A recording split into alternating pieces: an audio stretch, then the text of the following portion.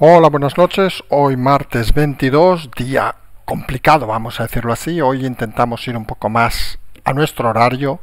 Mañana nos toca madrugar y hay que intentar avanzar el máximo posible en las cosas. Vamos a intentar hablar hoy de 5 temas. Primero vamos a hablar de algo que hemos hablado en muchas ocasiones. Intentar transmitir desde este canal la tranquilidad de estos momentos complicados para mucha gente. Hemos pasado en este año y pico bastantes momentos complicados y siempre apelamos a lo mismo. Que cuando lleguen las cosas llegarán. Que no hay que precipitarse ni hay que ponerse histérico, que es una situación compleja, y en las situaciones complejas donde demostramos los seres humanos nuestra capacidad es cuando las intentamos controlar, aunque sea difícil, con el máximo de tranquilidad. Hablaremos en ese sentido de todo lo que ha pasado hoy, huelgas, no huelgas, sindicatos, gobiernos sin control, etcétera, etcétera, etcétera.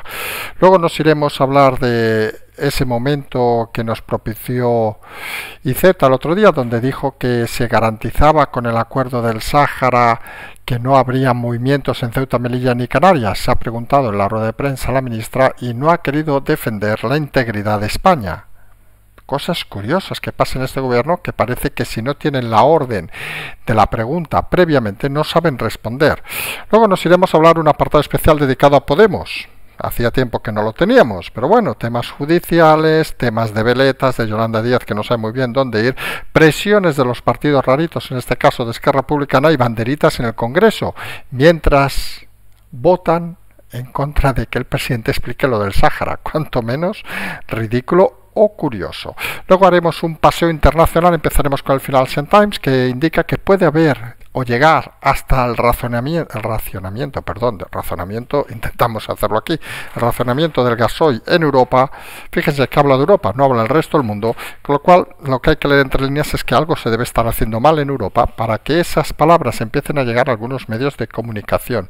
Y obviamente el Financial Times no sabe lo que pasa en España, más que nada porque hoy han entrevistado al presidente Sánchez y ha dicho que la mayoría de españoles estaban de acuerdo con lo del Sáhara, con el cambio de política. Supongo en esos vuelos que está haciendo esta semana el presidente Sánchez lleva la guía telefónica, las páginas amarillas o aquellas QDQ que creo que ya no existen, y se dedica a llamar a todos los españoles a preguntarles su opinión. Por cierto, este momento chascarrillo nos lo ha cedido un colaborador. Y finalmente tenemos Ucrania, donde parece que todo sigue pues como está estos días, aunque con alguna novedad hoy, sobre todo vamos a decir, empieza a haber críticas a cierta prensa que está ubicada en hoteles de 5 estrellas explicando las historias, que un poco más bien les explica. No hablamos obviamente de todos. Y se está empezando a hablar de esos momentos que nosotros ya comentamos hace una semana, que nos parecían un poco extraños. A todos aquellos que acusan de colaboracionar, se les empala prácticamente en un palo en medio de pues las temperaturas gélidas, etcétera, etcétera. No se sabe su final, aunque imaginamos que muchos morirán. Y nos sorprende sobre todo porque parecen juicios rápidos, vamos a decirlo así, y eso no parece precisamente lo más democrático. Nosotros criticamos abiertamente la invasión de un país por otro, pero creemos que hay que tener los ojos abiertos a criticar todo aquello que parezca cuanto menos un poco descentrante, vamos a decirlo así. Y en ese sentido parece las críticas que estamos empezando a leer a ciertos periodistas que están ubicados en los hoteles de 5 estrellas de Kiev, donde por cierto todavía hay plazas, quien quiera ir lo pueden ver en Booking, a precios bastante desorbitantes. Está claro que el turismo de guerra también es un turismo importante, pues debería hacernos reflexionar a todos sobre estas situaciones que en el fondo son guerras y son temas complicados. Si les parece, entramos ya sin más dilación. Recordemos, mañana nos toca madrugar. Vamos a empezar hablando de eso que nosotros nos gusta explicar en este canal muchas veces. Cuando los momentos se ponen tensos, cuando parece que se va a caer el mundo, cuando parece que todo va a desaparecer o todo va a explotar, nosotros siempre apelamos a la tranquilidad. Siempre hemos dicho, insistimos, aquí hemos hecho y estamos haciendo el trabajo que consideramos que hay que hacer, y no por ir más deprisa llegaremos antes. Parece que a algunos les coge las prisas cuando las situaciones se complican e intentan avanzar lo máximo posible en un momento, digamos, cuanto menos difícil del país. Tenemos las huelgas que se están extendiendo, la industria alimentaria y los suministros de fábricas que empiezan a estar muy preocupados. Algunos, recordemos, han indicado que van a cerrar las próximas horas, otros ya están plantando un ERTE en el caso de la SEAT, y la realidad es lo que explicamos desde hace días. Se ha perdido el relato. Algunos no entendían cuando hablamos de qué era perder el relato. Pues esto es perder el relato, es decir, cuando uno no tiene argumentos y cuando uno se queda un poco improvisando continuamente. Ha significado la pérdida del control por parte del gobierno, que no sabe dar instrucciones de ningún tipo. Y está un poco a expensas pues, de lo que dice uno, de lo que dice otro. La mitad del gobierno se entera de muchas cosas, como el tema saharaui, por la prensa, digámoslo así de claro, y la otra mitad no se entera por la prensa ni por ningún lado. Hablamos obviamente de los de Podemos, que no son informados de la mayoría de actuaciones que están pasando. Todo eso nos lleva a una sensación un poco de desatino, vamos a decirlo así, una sensación un poco de una realidad de total descontrol en el país, que parece que nadie esté al mando. Las noticias se suceden a una velocidad vertiginosa. Nos recuerda en cierto momento aquello que pasó hacia finales de marzo del 2020 con el inicio de la pandemia, donde nadie parecía saber qué pasaba. Ahora la situación es obviamente diferente. Ahora ya no hablamos de una globalidad, sino una situación excepcional en España, donde parece que algunos han descubierto que mediante las huelgas se puede presionar a un gobierno débil, algo que también hemos explicado en repetidas ocasiones. El gobierno muestra gran debilidad y todos aquellos colectivos que creen que deben defender sus derechos, no decimos aquí que no deban hacerlo, ojo al dato, pues consideran que es el momento de acelerar sus acciones. Tenemos a los que en principio deberían teóricamente gestionar estos temas, que son los sindicatos, pero como hemos comentado hoy en Twitter, creemos que hasta que no llegue la carencia, el desabastecimiento a las marisquerías, seguirán haciendo lo de siempre, es decir, nada. Todo lo que han hecho durante este periodo, y eso nos debe llevar a la primera reflexión de la noche. ¿Para qué sirven los sindicatos cuando la situación es tan conflictiva como esta? Pues está claro que sirven para apoyar al gobierno si es de izquierdas. Y eso parece que los descalifica ante cualquier situación, porque nadie se puede imaginar, o todos nos podemos imaginar, qué pasaría en este país si ahora mismo estuviera gobernando, por ejemplo, el PP con Vox. Pues se imaginan que los sindicatos estarían quemando la calle desde hace semanas, no, meses. No habrían parado, aliados con esa prensa prostituida que ahora calla, y nos llevaría todo a esa situación más extraña de la que es ahora, porque ahora parece que la situación es grave, difícil, vamos a decirlo así, y parece que los sindicatos siguen tranquilamente comiendo en su mesa con el marisco bien fresquito. Y eso es algo que creemos hay que explicar con rotundidad, porque todos esos estructuras que hemos denominado paralelas al gobierno, que las han mantenido durante este periodo, insistimos en el tema, sindicatos, patronales, tenemos el amigo Garabendi, medios de comunicación prostituidos, obviamente, e incluso la oposición, con Casado en su momento e Inés Arrimadas en todo momento, es decir, nunca, pues han sido los principales apoyos de este gobierno en este periodo conflictivo. Cuando ha desaparecido la figura de Casado, por cierto, ¿alguien sabe dónde está Casado? ¿Debe estar deprimido todavía? ¿Debe estar buscando trabajo? Quizás está en Infojobs, no lo sabemos. Pero la realidad es que cuando desaparece Casado, aunque la fuerza de momento de Feijóo, que hablaremos, parece que todavía está en ese momento de cogiendo velocidad, es suficiente para poner nervioso a la Moncloa. Lo explicamos hace semanas e insistimos en el tema. Son conscientes que ahora una hipotética coalición PP-Vox sí que los podría echar de la Moncloa, con lo cual ese momento consigue hacer un cerrajón total del presidente a convocar cualquier tipo de elecciones.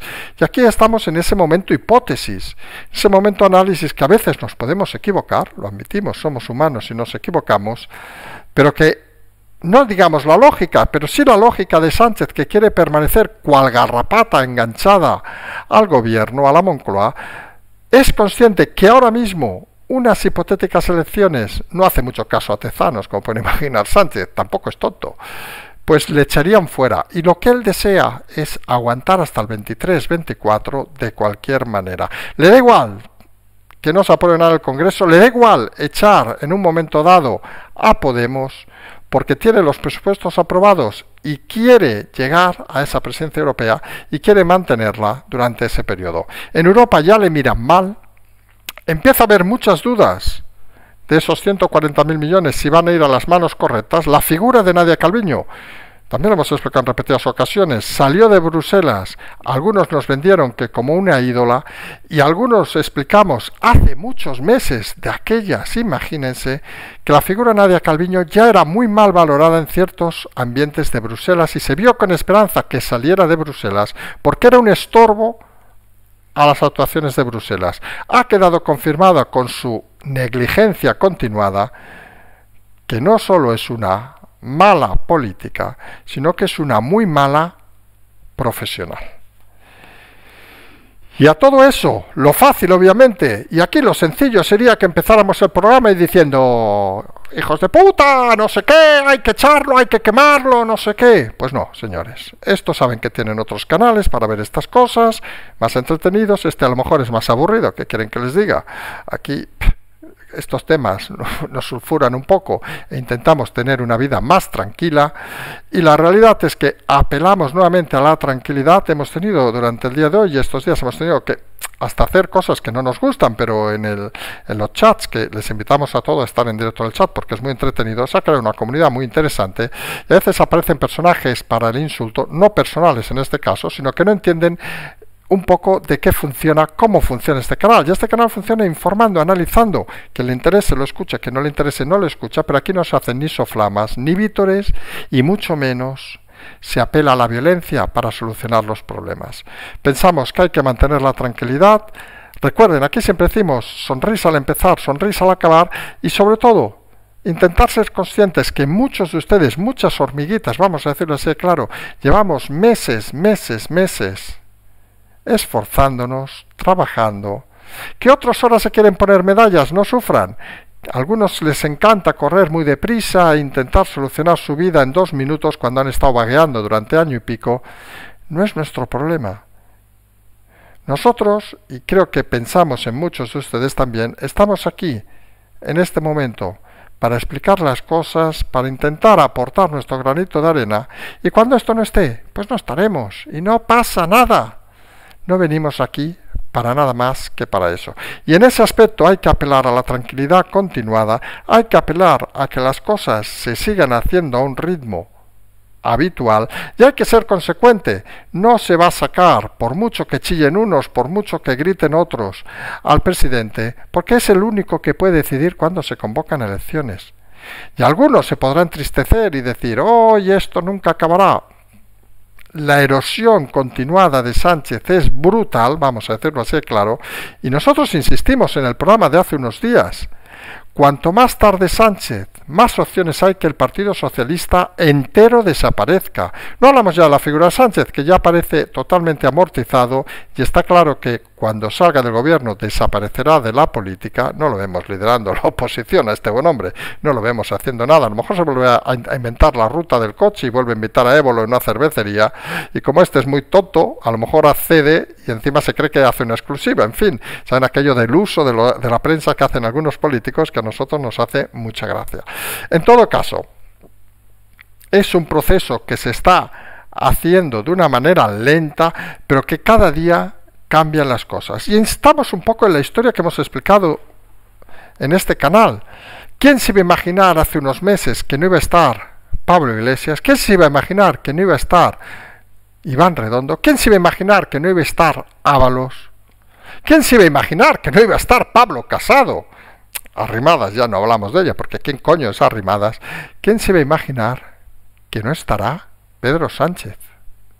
Pues eso es lo que se lleva por delante toda esta crisis que empezó con la pandemia, siguió con la economía y, como siempre decimos, matará más la economía que la pandemia.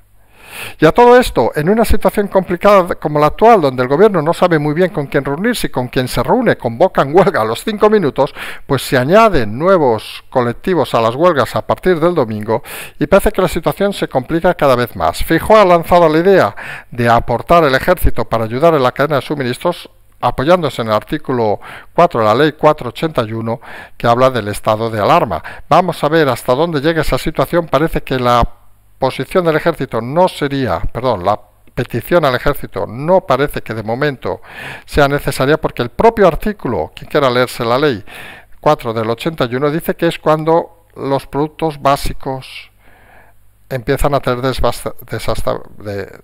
desabastecimiento, y hay una cosa obvia que no explica cuáles son. ¿Qué es un producto básico en este país? La leche, el agua, la sal, la gasolina, los pimientos de piquillo, las salchichas de Frankfurt. Tan tonto como eso, tan como aquellas películas americanas que saben que es una de las cosas que tiene bueno el sistema americano, que hasta te especifican casi que solo tienes un accidente si te caes de una silla que tiene 3 patas en vez de tener 4, algo lógico. Pues esas especificaciones que a veces ignoramos por la juventud de nuestra democracia son necesarias para situaciones como estas, porque ¿dónde calificamos que se está desabastecido? Para algunos será un producto, para otros. Vamos a poner un ejemplo muy duro, pero muy claro. Si alguien necesita insulina, pues la insulina es, obviamente, desabastecimiento. Si alguien no la necesita, pues no le afecta nada. Y esa es la realidad de este país, que la confusión lleva un poco al enfado de muchos y a las peticiones cuanto menos extrañas. Fijó lo hemos comentado durante el día de hoy, insistimos. Fijó sigue haciendo ese ejercicio de correr detrás de la liebre que es Ayuso. Y creemos que tiene un problema. Mientras Ayuso se va a Bruselas a explicar sus cosas y sus políticas, Fijó, con todo el respeto, se ha de ir a Huelva o a Castellón a explicarle a sus votantes. Y ahí creemos que Fijó se convierte en un elemento de velocidad lenta. Porque entendemos que tenga que ir a todas las agrupaciones del mundo mundial a explicar quién es y que le conozcan, etcétera, etcétera. Pero quizá, creemos algunos, deba empezar a figurar o a hacer esa figura de hombre de Estado. Y hombre, no diré que no vaya a Castellón, que no vaya a Palencia o que no vaya usted a saber dónde, pero quizá ha de priorizar qué es lo importante. Si explicar a sus 4 afiliados, con todo el respeto del mundo obviamente, de Palencia, de Jaén, de donde sea quién es, o dedicarse a plantar cara al gobierno. Y algunos creemos que la estrategia lógica y normal sería precisamente esa. Ya llegará el tiempo de ir a Jaén, ya llegará el tiempo de ir a Palencia, de ir a Burgos o de ir a Oviedo. Pero ahora Feijóo debe preocuparse por lo que debe preocuparse, además sigue siendo el presidente de una comunidad autónoma. Y parece que si intenta diversificar tanto, lo único que va a hacer es aquella que está corriendo deprisa, y que ya está en Bruselas, haciéndose conocer, pues parece que no va a ser el caso de Feijóo. Además, aquí tenemos un problema añadido de esos históricos, que les voy a confesar que desconozco si Feijóo habla o no habla idiomas. Supongo en los comentarios o en el propio chat nos dirán rápidamente si Feijóo habla o no habla idiomas. Pero eso parece que puede ser una dificultad también de cara a las relaciones internacionales. No diremos que todo el mundo tenga que hablar 300 idiomas. Algunos pensamos que los idiomas con el tiempo acabarán siendo con una máquina, hablaremos lo que sea y no se entenderán, pero la realidad es que es importante porque marca una distancia y genera más simpatía en ese sentido un candidato como Ayuso, que recordemos vivió en el Reino Unido, que un candidato que balbucea los idiomas de fuera de España. Y son tonterías, pero son tonterías que hablan un poco de la actividad actual. Creemos algunos que Feijóo debería ya estar como líder de la oposición, moviéndose por Europa, y con todo el respeto lo decimos, insistimos lo del respeto, y quizá ir menos a esos lugares más locales. Porque aquí, Feijóo, aquí no va de pasearte por los 300 concellos de Galicia. No. En España más que nada que hay más de 8.000, con lo cual lo tendrías complicado. Aquí lo que va es de gobernar, y al final la gente quiere decisiones, y quiere un líder que ofrezca liderazgo ante todo. Porque está claro que la situación es complicada y parece que se va a complicar todavía mucho más los próximos días con las huelgas, con los problemas de abastecimiento, como hemos dicho, las centrales alimentarias, los suministros de fábricas que empiezan a cerrar. Y a todo eso le sumamos el tema abierto, el nuevo frente abierto del Sáhara, que todavía se complicó más, porque recuerdan una frase que pasó medio inadvertida, que fue aquel tuit de Iceta, donde decía que se había obligado a Marruecos, en pocas palabras, a respetar la españolidad de Ceuta, Melilla y Canarias. Y claro, hoy le han preguntado a la portavoz del gobierno sobre ese tema y no ha sabido defender la integridad de esas 3 zonas de España. Hombre, se hace extraño, porque no sé, a mí a lo mejor yo ya saben que no soy político, pero bueno, a mí me preguntan si Ceuta es español o si Jaén es español y daría la misma opinión de uno y de otro. Me parece tan española una como otra. Se hace extraño por eso que una toda portavoz de gobierno no sepa defender la integridad de España ante un tuit como el de Iceta. Seguramente el tema es más claro. Iceta dijo una chorrada como un piano, cosa que, por cierto, quienes venimos de Cataluña sabemos que Iceta precisamente no es el tío más inteligente del mundo. Recordemos que en aquella famosa manifestación donde el independentismo cambió de octubre del 2017, Iceta estaba en Tarragona, vaya usted a saber qué haciendo. Se olvidó de ir, luego a la segunda sí que se apuntó, porque vio el éxito de la primera para sacar el pecho. Lo de Iceta, el pecho nunca se puede decir en voz alta, no vaya a ser que nos sorprenda. Pero la realidad es que Iceta es un perdedor. Llevó al Partido Socialista los peores resultados de Cataluña, pero como lleva toda la vida mamando en la política, recordemos, lo expulsaron hasta la Facultad de Químicas por mal estudiante, hijo de ricos, huérfano en este caso, y con todo el respeto también de rico, pues no necesitaba el dinero para nada, con lo cual vivía a todo tropa, y bueno, y daba igual que fuera incompetente. Ha acabado de ministro, imagínense, encima de ministro de lo que es, que tiene, perdón la vulgaridad, en el caso de Z nunca mejor dicho, cojones, en fin, es como si me ponen a mí a ser presidente del COE, que no piso un deporte desde hace 30 años, en fin. A lo mejor podría levantar pesas, ¿no? Que deben cansar mucho, en fin, cosas de esas que nos sorprenden de esto del Partido Socialista. Y nos sorprende esa cero defensa de la integridad de España, porque nos deja un poco en una situación, vamos a decir así, de incomodidad. Porque al final este gobierno parece que no solo se equivoca, sino que no sabe defender ni lo que tiene. Y eso genera la falta del relato que tiene actualmente el gobierno. No hay nadie dirigiendo la labor en su momento y se echa de menos, y aquí se va a sorprender alguno, desde algunas partes del gobierno se está echando mucho de menos la labor de Iván Redondo, que ya tiene cojones el tema, porque se dan cuenta que al menos con él había un argumento detrás. Nos gustaría o no, pero estos fallos de comunicación no sucederían. Aunque puestos a hablar de fallos de comunicación, se puede imaginar que el récord lo tenemos en Podemos. Hoy nos han sacado banderitas en el Congreso del Frente Polisario de la República Árabe Saharaui, al mismo tiempo que votaban en contra que el presidente Sánchez, de su gobierno, fuera a dar explicaciones. Es las hipocresías. Esta frase tampoco es nuestra, es del Mundo Val, que miren, para una vez que dice algo inteligente hay que citarlo, pobre hombre, que lo vemos en breve volviendo a la Fiscalía. Y la realidad es que Podemos es un nido de desesperación. Tenemos por un lado a Yolanda Díaz, que se está jugando a la veleta. Un día quiere acostarse con con Pedro Sánchez, y al día siguiente con Belarra y con Montero. Suponemos, si fuera eso real, también aparecería Pablo Iglesias, más que nada para demostrar quién manda. Pero la realidad es que juega a la veleta, no sabe muy bien dónde está. ¿Saben su proyecto aquel de recorrer en coche en su Volkswagen toda España? Ya dijimos que la gasolina era muy cara y suponemos, le han dicho que ha de pagárselo en su bolsillo y ha dicho, por Dios, pero si hasta el piso de 400 metros me lo están pagando los tontos de los españoles. ¿Por qué voy a pagar yo la gasolina si voy a hacer una obra de fe por toda España? De fe. Suponemos ha pedido audiencia al Papa nuevamente. En todo caso, desastre de Yolanda Díaz, que se suma a lo de la niñera, que según parece ya no es una niñera, son dos niñeras las que tenía el, vamos a decir, matrimonio, por ser un poco, ya que nos llaman a veces fachas, por ser un poco fachas. El matrimonio Iglesias Montero, según parece, tenía dos niñeras, el mega torre de Galapagar, mega asesores que le iban a comprar las cosas, escoltas por todos lados, lo normal de un comunista que iba a buscar el cielo y que, recuerden, vivía en Vallecas en un piso de 50 metros antes de ser lo que es. Para que luego digan que en este país no existe el milagro americano. Bueno, supongo Pablo Iglesias diría el milagro venezolano, pero en fin, también son cosas que nos cuesta explicar con un poco de inteligencia.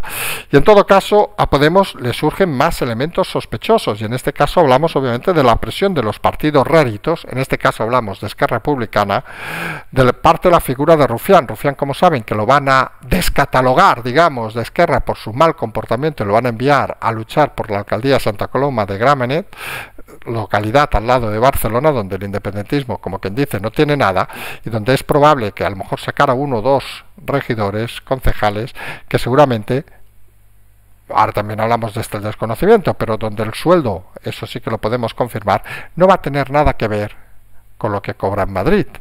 Ya veremos cómo asimila humildemente o no cobrar por si no sale, o cobrar poco tras vivir tantos años, aunque dijera que fueran 18 meses, del chollo de la política. Presiona a Esquerra, no tiene nada que perder, Gabriel Rufián, y presiona a Podemos, con lo cual parece que la ruptura con los aliados del gobierno, PSOE y Podemos, parece cada vez más evidente. No solo Esquerra, Bildu, etcétera, etcétera, parece que empiezan a desmarcarse porque se dan cuenta de que la afección territorial de las malas acciones del gobierno puede llegar a afectarles. Y también tienen que vivir de esto, vamos a reconocerlo, porque saben que salió Junqueras de la cárcel y se imaginan que está trabajando en la construcción. Sí, en la construcción de Cataluña, coño, que no lo habían entendido. En fin, lo de Podemos también, como pueden ver, complicaciones al canto. Más complicaciones todavía, esto escribe el Financial Times, que dice que podría haber en Europa, especifica que en Europa, un racionamiento del gasoil.